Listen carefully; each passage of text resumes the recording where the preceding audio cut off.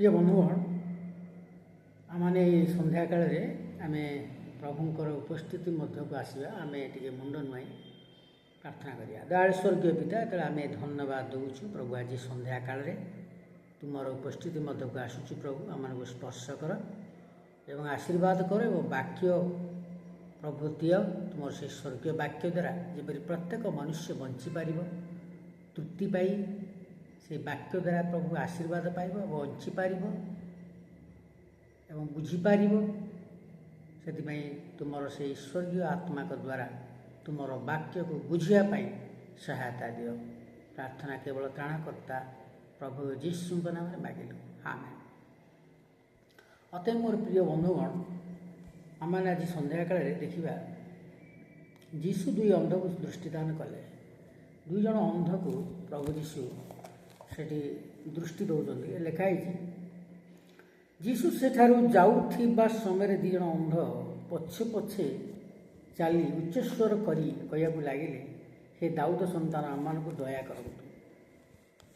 पुणी से गृह प्रवेश करते से अंध माने ताहांक निकट आसिले जीशु से कहले मुझे यह करें ताहा कि विश्वास करुछु। से कहले हाँ प्रभु। से चक्षु स्पर्श कर कहले तुम मानकर विश्वास अनुसार तुम प्रति घटू। तरी से आखि फिटिगला। पुणी यीशु से दृढ़ रूप आज्ञा दे कहले देख ए विषय जेपरी कई न जाने। मात्र से बाहर जा देश जाक कीर्ति प्रचार कले। प्रिय मोर सांग माने मोर बंधु माने प्रत्येक को मु आह्वान करे तांकर वाक्य को शुणिया जो मानकर कान अच्छी से शुणु। वाक्य लिखाई प्रभु निजे प्रकाश कर जो मानकर कान अच्छी से शुणु। कौन शुणु? प्रभुंर वाक्य शुणु। अधिक भाव अधिकरु अधिकतर भाव प्रभुंर वाक्य को शुणा आवश्यकता रही। वर्तमान जुगरे मनीष मानकर वाक्य अपेक्षा परमेश्वर वाक्य हूँ मुख्य। से मोर प्रिय बंधुगण देखंतु दुई जन अंध लोक से माने जीशु जेतले से गृह प्रवेश करते ता पूर्वर देखुचु आम जीशु सेठारु आमर माथ्यू तार 9 अध्याय 27 रु 31 पद मध्य माथ्यू तार book of Matthew chapter 9 verse 27 to 31 आ भर आम देखुचु जे जीशु सेठारु बाहर जाउथबा समय दुई जन अंध पछे पछे चली उच्चस्वर करी कहवाकू लगिले हे दाऊद संतान आम्भ मान को दया कर। दुई जन अंध जीशुकर पछे पछे दौड़ी दौड़ी जाऊँ से कहते जे हे दाऊद संतान आम्भ मान को दया करंतु।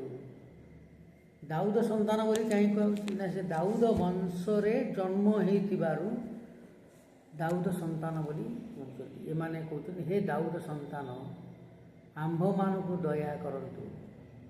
पुणी से गृह प्रवेश करते से ही अंध माने ताहांक निकट को आसिले।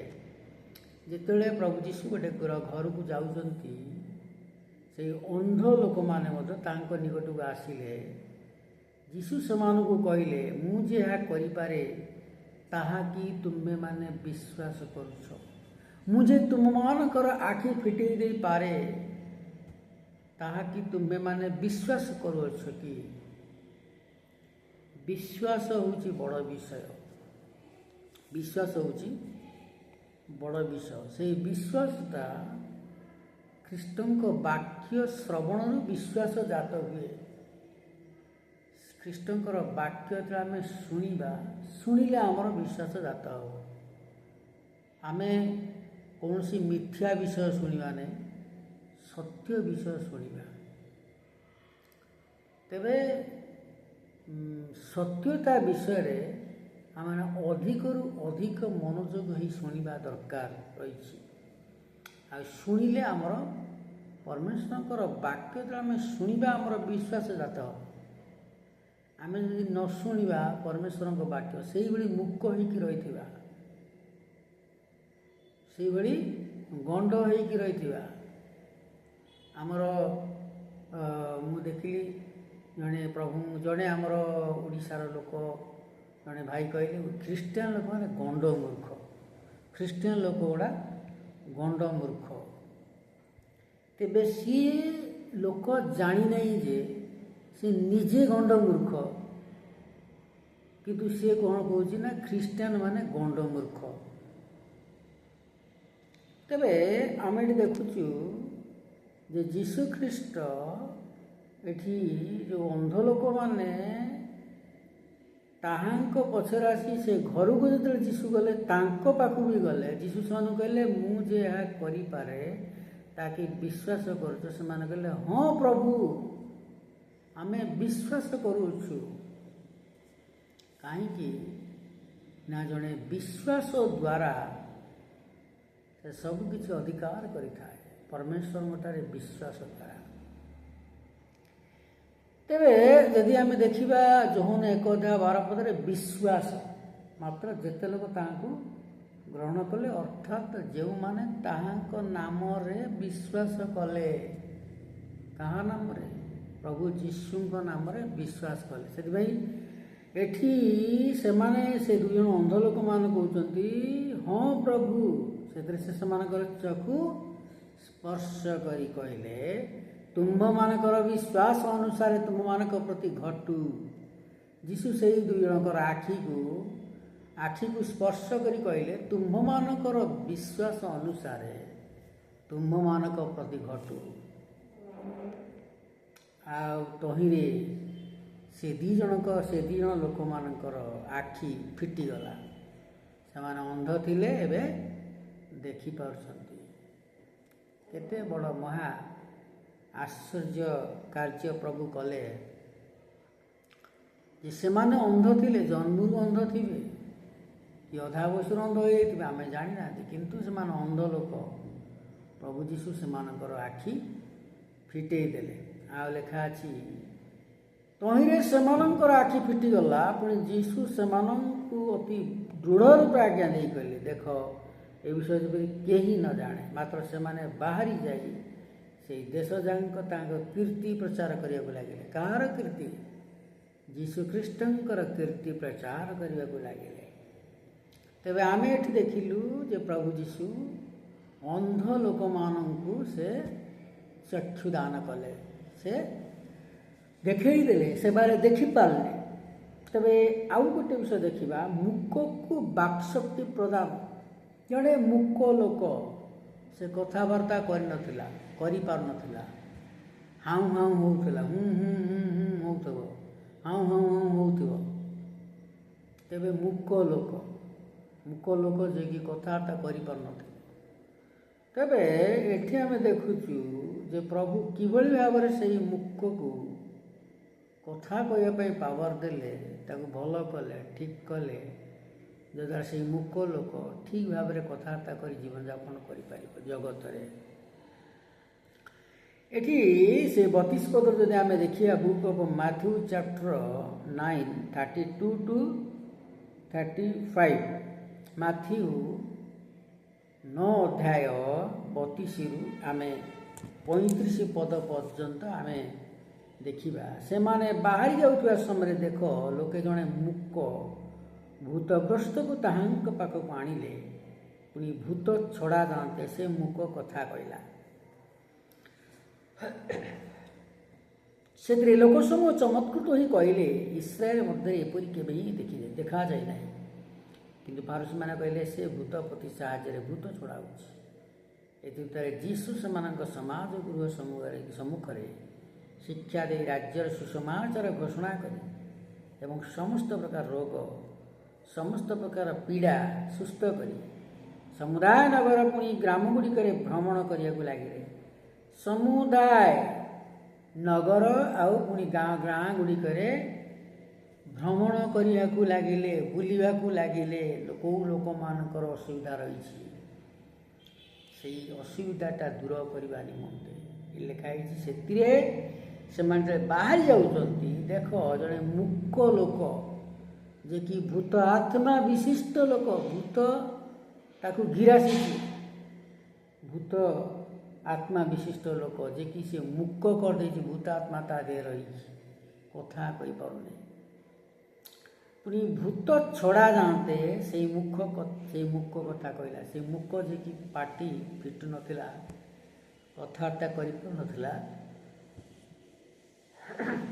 ଯୀଶୁ ତାକୁ ଠିକ୍ କରିଦେଲେ। ଯେତେବେଳେ ସେ ମୂକ, ଲେଖା ହେଇଛି ସେ ମୂକ କଥା କହିଲା। ତାଠାରୁ ଯେତେବେଳେ ଭୂତଟା ବାହାରିଗଲା, ସେ ଭୂତଟା ତାକୁ, ଭୂତାତ୍ମାଟା ବା ପିଶାଚ ଆତ୍ମା